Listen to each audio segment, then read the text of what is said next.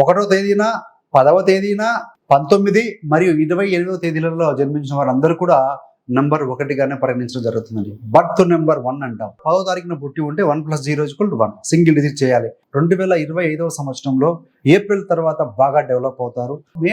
మే తర్వాత నుండి ప్రమోషన్స్ కూడా అందుకునే అవకాశం కనపడుతూ ఉంది. సో ఎనర్జెటిక్ గా ఉంటారు. కొంతమంది టూ మచ్ అడ్మినిస్ట్రేటర్ గా ఉంటారు, అథారిటేటివ్ గా ఉంటారండి.